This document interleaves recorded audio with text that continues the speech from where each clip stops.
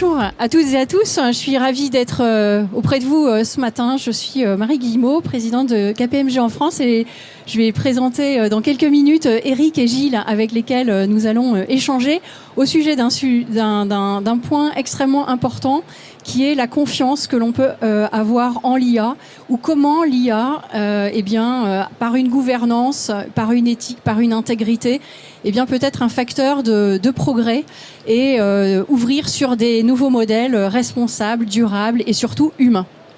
Alors effectivement, le Vivatech, l'édition 2024, elle est extrêmement orientée sur l'IA.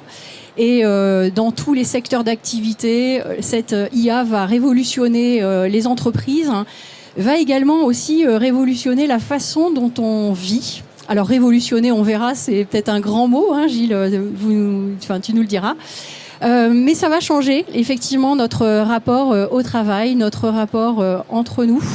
La santé, l'éducation et aussi l'art sont impactés par ces nouvelles formes de créativité et de création.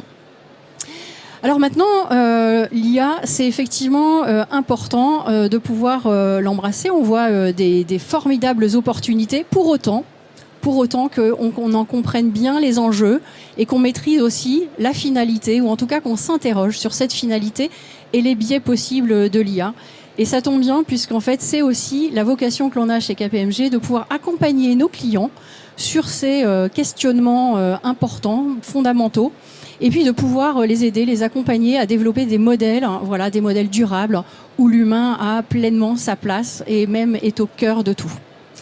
Alors pour ça, j'ai le plaisir d'accueillir et de vous présenter Eric et Gilles. Donc Eric Salobir est président, membre du comité exécutif de Human Technology Foundation, fondateur également d'Optic Technology, qui est un réseau d'échanges, de recherche et d'action autour de la technologie pour que celle-ci soit orientée et centrée sur l'humain.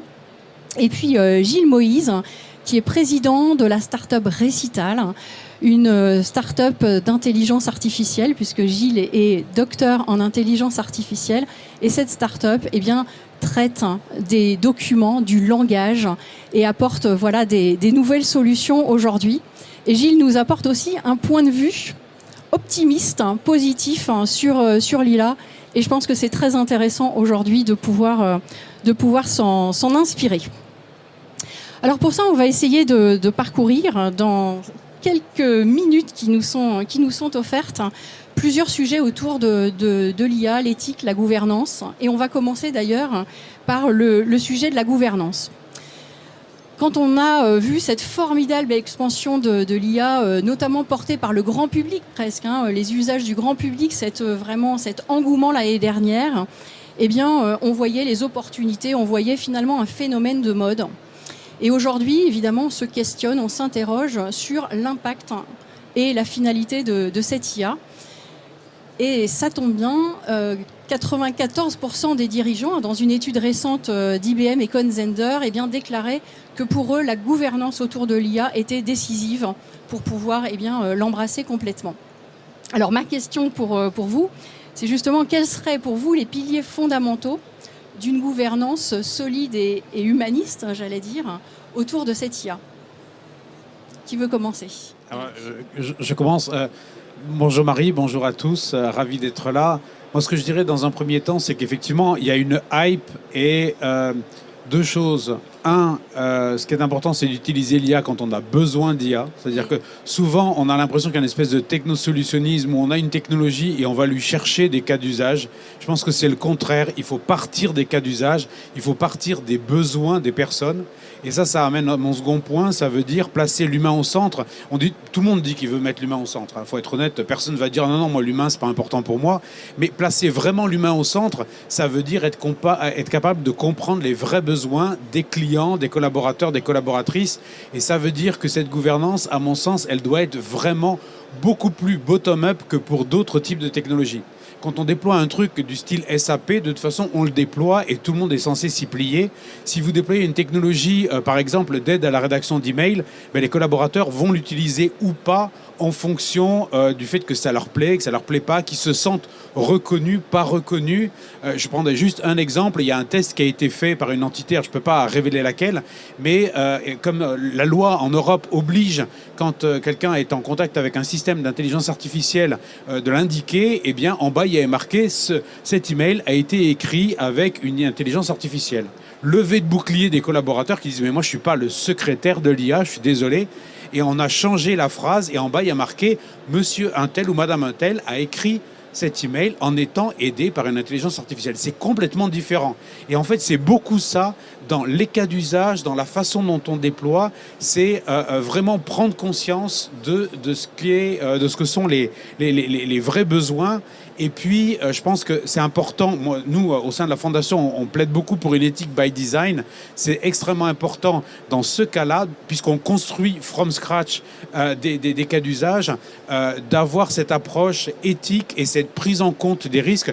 Moi aussi, hein, je ferais pas ça si j'étais pas techno-optimiste. Simplement, je vois aussi qu'il y a quand même quelques trous sur la route et tant qu'on les a pas marqués, on prend quand même le risque de se casser la figure. Et je pense que beaucoup de dirigeants d'entreprise, mais je pense qu'ils sont parmi tes clients, enfin qui sont les gens qui viennent nous voir aussi, les patrons du CAC 40, ils sont à la fois dans cette tension avec d'un côté l'urgence de développer des choses et de l'autre côté le risque de tomber dans un de ces trous si on les a pas identifiés assez vite.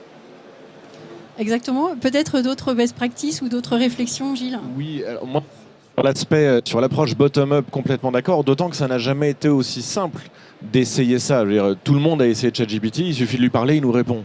Donc plus que jamais, c'est simple de l'utiliser et de le tester. Donc oui, testez-le dans vos entreprises. Maintenant, il faut garder à l'esprit quand même, et ça je pense, tu parlais de piliers de gouvernance, et ça doit être un des piliers de gouvernance, c'est la sécurité et également la donnée. C'est-à-dire que quand on utilise un système comme ça, on envoie des données potentiellement aux quatre coins du monde qui pourront être utilisées, etc. Dans certains cas, c'est pas grave, dans certains cas, ça l'est. Et donc ça, il faut absolument être en mesure de l'identifier. Et quand effectivement on a des données sensibles dont on ne veut pas qu'elles soient envoyées urbi et orbi, eh bien il faut être en mesure d'héberger soi-même ou d'être chez des hébergeurs de confiance. Et c'est toute la discussion sur le Secnum Cloud, sur le UCS dont vous avez peut-être entendu parler au niveau européen. Mais donc, c'est ça le sujet. Donc, pour moi, il y a un des piliers effectivement de gouvernance qui est donc test and learn, bottom-up, ça c'est clair, c'est hyper simple, on lui pose des questions et on voit bien. Et d'ailleurs, les gens le font. Une étude également récente, non pas sur les chefs d'entreprise, mais sur les gens qui seront bientôt dans nos entreprises, c'est-à-dire qui sont en Master 1, Master 2 aujourd'hui, montre que plus de 90% des étudiants utilisent ChatGPT quotidiennement et qu'ils s'attendent à le retrouver dans leur lieu de travail. C'est-à-dire que ChatGPT, ça fait déjà partie du kit standard du travailleur du secteur tertiaire. On arrive dans une boîte, on a un badge, un portable, Microsoft Office et ChatGPT. Ça devient vraiment une nouvelle... Et ça, c'est sûr, pour rédiger des mails, pour rédiger des notes, pour synthétiser, pour traduire, etc. Maintenant, c'est pas aussi intelligent, et peut-être un autre axe, alors est-ce que c'est un pilier de gouvernance, mais en tout cas quelque chose à garder en tête, ça n'est pas aussi intelligent qu'un être humain. Et c'est pour ça qu'on met l'humain. C'est tout simplement parce que ça ne remplace pas l'humain. C'est une machine, c'est un outil, c'est très puissant, mais ça n'est qu'un outil. Ah, si je peux juste rajouter une chose, justement pour rebondir sur ce que tu dis, c'est la dimension multifactorielle de l'équation. C'est-à-dire qu'en fait, souvent on se dit, bon, quel impact sur les collaborateurs, sur les utilisateurs. Puis après d'autres vont dire, mais quel impact sur l'environnement. Puis après d'autres vont dire, quel impact sur la donnée. Et en fait, c'est comme un jeu d'équations avec de nombreuses variables. Et dès qu'on en touche une, ça fait bouger toutes les autres. Et la question, c'est, quand on bâtit un modèle de gouvernance, comment, et nous, au sein de la Fondation, on travaille là-dessus, comment on bâtit un modèle qui permet de prendre en compte la totalité de ces facteurs, de façon à ce que le fait de résoudre un problème n'en ouvre pas un autre, que ça soit en termes de souveraineté aussi. Enfin, tu parlais de... C'est important de garder ces données, mais c'est aussi important de garder la main sur ses fournisseurs et pas un jour de se voir dicter des conditions d'utilisation par un fournisseur qui serait un fournisseur étranger, qui éventuellement serait en contradiction, ou voire qui un jour, et peut-être on parlera de business model tout à l'heure, viendra lui-même prendre votre place en n'étant pas seulement un fournisseur, mais en étant aussi un acteur de votre propre business. Oui, je pense que c'est bien résumé sur ce côté de maîtrise, hein, à la fois de la puissance de l'IA, enfin la compréhension de la puissance de l'IA, mais la maîtrise sans doute du terrain de données sur lesquels elle apprend. et aussi sur la maîtrise de la décision et l'implémentation de la décision qui doit rester le plus possible à la main des équipes et des dirigeants. Alors si on avance justement sur la transformation des métiers, des entreprises, nos études ont pu montrer qu'il y a plus de 70% des dirigeants qui considèrent qu'il y a plus de facteurs d'optimisme et d'opportunité, que ce soit en termes de nouveaux usages ou en termes de productivité, que de craintes et de risques avérés sur l'IA. Néanmoins, effectivement, là maintenant on arrive à un environnement de travail qui comporte d'ores et déjà de l'IA, où en fait les jeunes générations s'attendent à ce que l'environnement de travail ait déjà un socle d'IA assez conséquent. Donc comment vous voyez justement la révolution qui s'annonce dans la définition des processus de l'entreprise, des emplois, quel est le rapport justement au travail, hein, et quel est peut-être le nouveau skill set pour l'avenir? Qui commence? Moi, ce que je dirais en 2 mots, c'est qu'effectivement, tout le monde dit que ça va changer les métiers. Comme pour le moment, on n'a aucune idée de comment ça va les changer. Et comme ces technologies coûtent quand même assez cher à mettre en œuvre, la plupart des patrons, enfin moi ce qu'ils me disent, c'est je le mets en œuvre si on réduit les coûts quelque part, si quelque part ça me permet de faire des économies. Donc quelque part c'est une création de valeur par le bas, par le cost killing, qui à mon avis n'est que c'est le degré zéro. Et l'augmentation de la productivité au risque de créer une forme d'injonction d'hyperproductivité. Tu peux faire, je te donne un outil qui te permet de traiter 3 fois plus de mails, ben je vais te demander de traiter 3 fois plus de mails, mais avec un moment, une forme de tension, y compris sur la santé mentale des collaborateurs. Ça, c'est, je pense, à la fois un low-hanging fruit, mais aussi une chimère, et on va vite arriver au bout. Après, la question, c'est comment ça va vraiment transformer. Pour moi, c'est la même chose que l'arrivée du protocole HTTP. Au début, ça nous a permis de faire la même chose un peu plus vite. Et puis très vite, c'est des pans entiers de l'économie qui sont apparus. C'est aussi des pans entiers qui ont disparu. Et c'est ça qu'il faut essayer d'anticiper, notamment pour les grandes entreprises qui ont à la fois la capacité de déployer des choses et qui en même temps, on ne va pas se mentir, sont aussi lourdes à manœuvrer. Donc c'est compliqué, c'est des gros bateaux. Et donc en fait, il faut anticiper tout ça. Et la dimension people, la dimension des collaborateurs et collaboratrices, pour moi, elle est clé. Moi, je dirais, il y a 3 points. Le premier, c'est ce que tu citais et ce que tu évoquais aussi sur la nécessité de donner des outils, c'est l'attractivité. Je pense qu'effectivement, des outils bien conçus vont faire partie des éléments clés de la marque employeur. Le deuxième, c'est l'agentivité.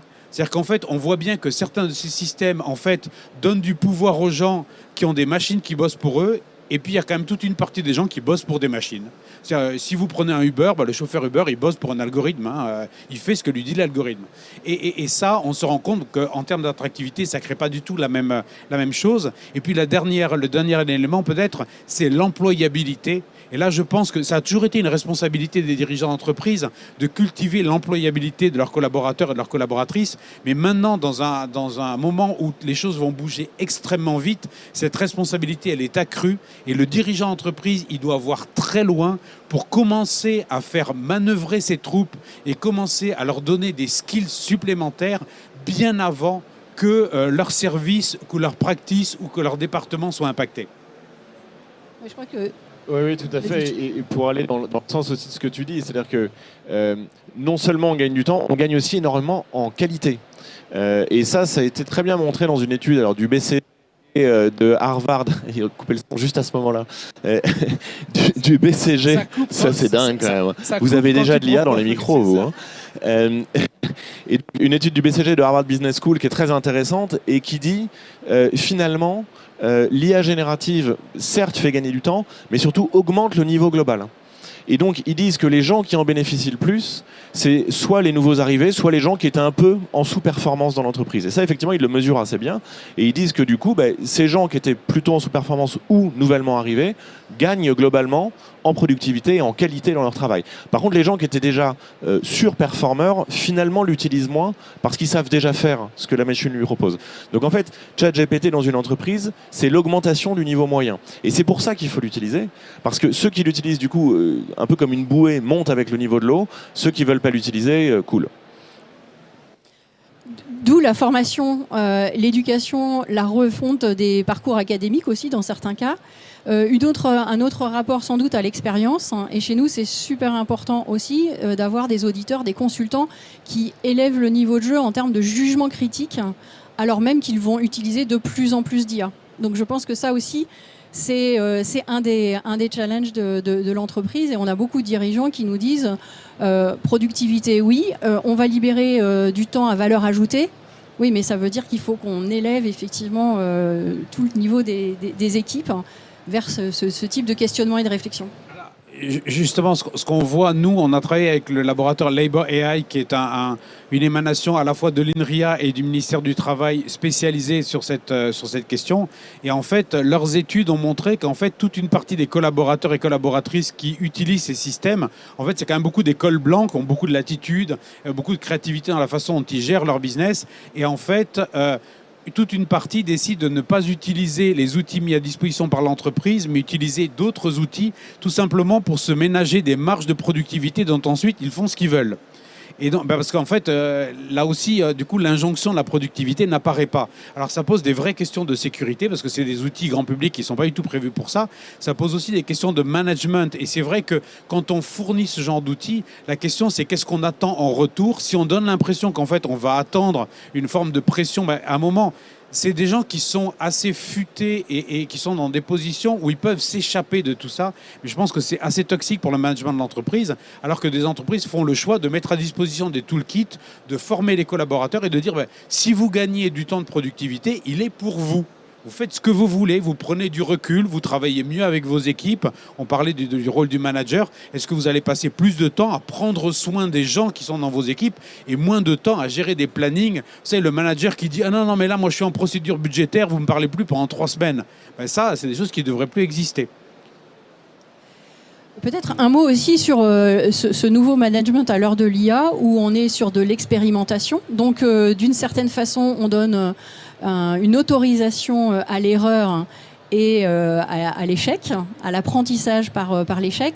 Et puis, il y a aussi ces nouveaux usages qu'on va chercher en croisant des données, et donc qui affaiblissent peut-être des silos, des baronnies dans certaines entreprises, et donc qui peuvent être un facteur aussi d'accélération de la collaboration. Comment vous voyez ça ? Si vous avez quelques exemples concrets. Nous, ça, on le voit très très bien en fait avec nos clients. Donc, on déploie nos solutions chez des clients, alors Crédit Agricole, Allianz, AG2R, pour automatiser le traitement de leurs documents.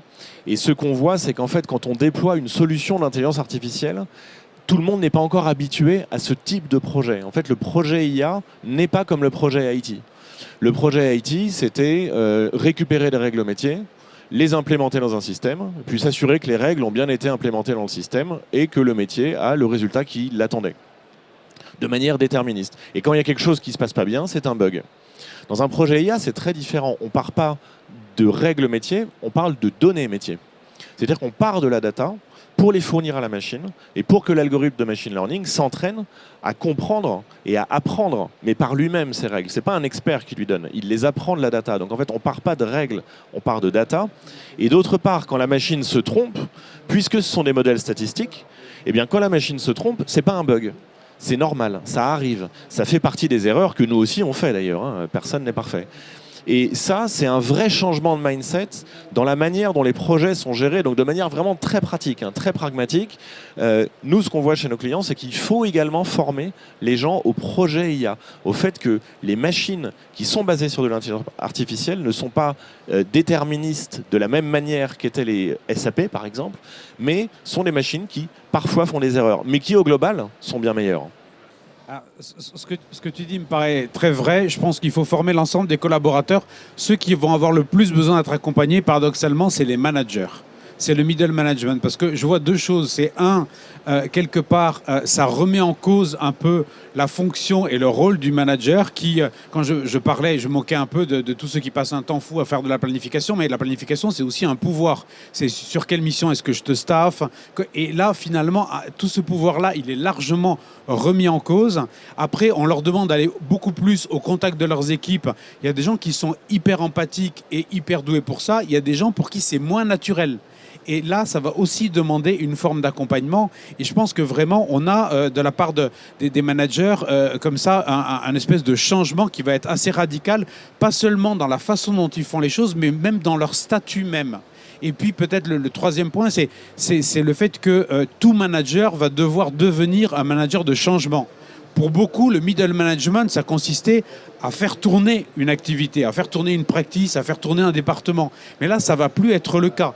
En fait, à partir du moment où on dit que l'activité du département va être amenée à muter régulièrement, mais quasiment de façon biologique, ça veut dire que cette personne-là va devoir piloter et accompagner cette mutation, parce qu'une mutation, on l'a vu avec les virus, ça peut donner le meilleur comme le pire. C'est-à-dire, ça peut faire exploser une équipe, ça peut planter un business model, comme ça peut au contraire le révéler, lui donner du pouvoir et le mettre sur une trajectoire stratosphérique.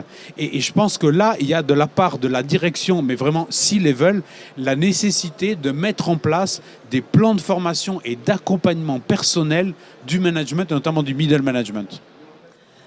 Un gros défi, en effet. C'est ce que l'on voit aussi chez nos clients. Et puis, on va peut-être finir avec un dernier point, qui est celui de la souveraineté. Alors, on a 5 minutes pour la souveraineté. C'est peut-être un peu court, mais en tout cas, c'est bien qu'on en dise un mot. Puisqu'on voit aussi parmi les dirigeants, l'IA, ça représente aussi une question sur la souveraineté, sur la dépendance. Il y a des modèles qui existent de géants américains. Et puis, il y a aussi des modèles comme celui de Mistral AI ou Lighton qui est sur notre stand pour cette édition Vivatech. Et donc, la question se pose de savoir comment on aborde ce sujet de la souveraineté. Est-ce qu'aujourd'hui, on diversifie ces différentes solutions technologiques ? Est-ce qu'on en construit soi-même ? Voilà, quelle est votre vision là-dessus ? Moi, j'ai l'impression que sur sur la question de la souveraineté, le premier pas à faire, c'est de sortir de la fascination. C'est-à-dire qu'on est quand même effectivement un peu dans une fascination technologique. Dès qu'on nous présente un nouveau modèle qui va remplacer l'humanité, on est, et j'en parle dans le livre, toujours un peu ballotté entre l'IA magique et l'IA tragique. Avec d'un côté Terminator et d'un autre côté l'IA qui va sauver le monde. Ni l'un ni l'autre ne sont vrais. En pratique, ce sont des outils extrêmement puissants, mais on reste les maîtres de ces outils. Ça, c'est très très clair. Et donc, du coup, il faut sortir de cette fascination pour regarder les choses de manière pragmatique. Et notamment être pragmatique, on en discutait justement à France Digital récemment avec des députés. On disait, mais il faut quand même qu'on joue collectif au niveau français, au niveau européen, en ne choisissant pas toujours la solution américaine la plupart du temps. Il y a en France, tu parlais de Mistral, tu parlais de Lighton, je parlerai de Recital. On a en France des solutions qui marchent aussi bien, voire mieux, que leurs équivalents américains. Dans ce cas-là, ne cédons pas à la facilité, jouons collectif et prenons-les. Et c'est comme ça qu'on construit sa souveraineté. Ah, oui, alors ce que tu dis consonne parfaitement avec les annonces qu'a fait le président mardi, donc effectivement qui lui pousse beaucoup pour un déploiement de la French Tech et des solutions françaises. Moi je pense que c'est plutôt européen, c'est plutôt le niveau européen qui est pertinent. Après, moi je suis persuadé que l'autonomie stratégique, puisque c'est le terme employé par Bruxelles pour parler de souveraineté, l'autonomie stratégique c'est pas une autarcie non plus. Et en fait, on est beaucoup il faut être extrêmement pragmatique et c'est beaucoup une question de trade-off. C'est-à-dire qu'effectivement, il y a une exigence de souveraineté en termes de données, il y a une exigence de souveraineté en termes de contrôle des solutions et de la chaîne des fournisseurs. Il y a aussi une urgence et une nécessité à mettre en place des technologies avec une user experience et aussi une sécurité en termes cyber qui est parfois plus forte chez des grandes entreprises. Donc, à mon sens, la question, c'est comment est-ce qu'on est capable de panacher entre du make et du buy, entre de l'européen et de l'américain. Et on voit aussi que c'est souvent des briques différentes et qu'en fait, on peut aussi construire des pyramides complètes avec des briques qui vont être en partie des briques propriétaires extérieures. Et ça peut être tout à fait du Microsoft et du OpenAI, des briques qui sont de l'open source, des briques qui sont de l'intermédiaire.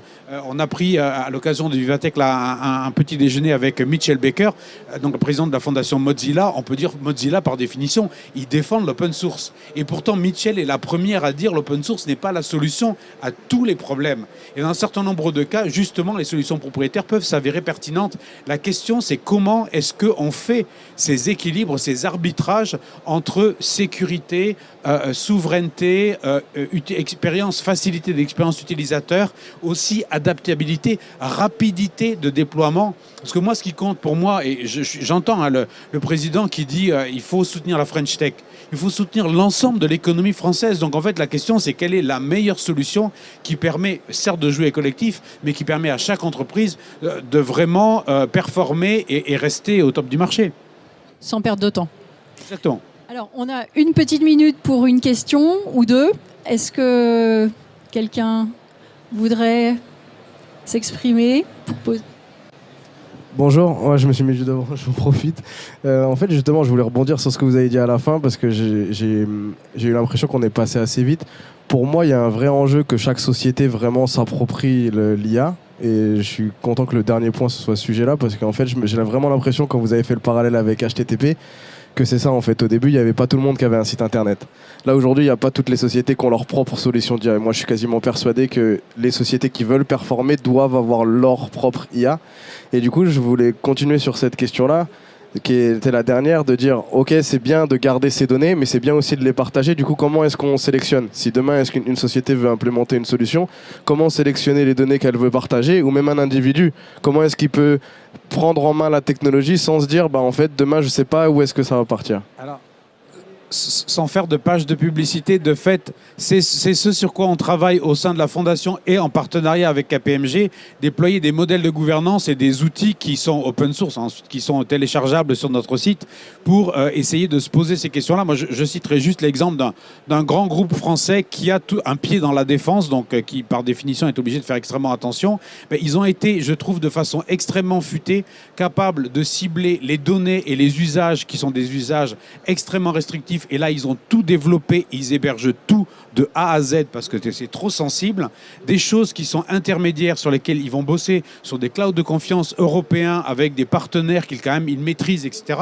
Et des données dont ils considèrent que ce sont des données beaucoup plus larges, que pour certaines, ils vont même ouvrir en open data en considérant que justement, c'est important de les partager avec la communauté de la recherche. Et là, ils passent par des solutions qui sont moins chères, qui s'adaptent directement et qui sont un peu des solutions grand public.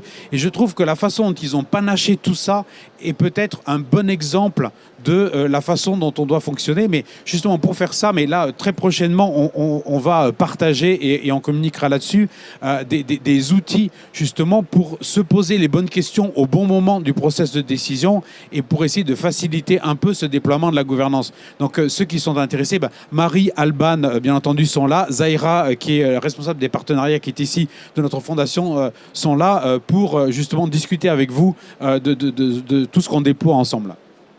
Voilà, merci beaucoup Eric.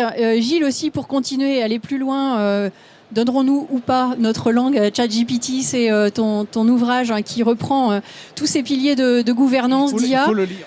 Pour faire de cette nouvelle technologie finalement un outil de confiance entre les acteurs économiques et surtout de progrès durable, humain. Merci infiniment Eric, Gilles, et merci à vous tous. Merci beaucoup.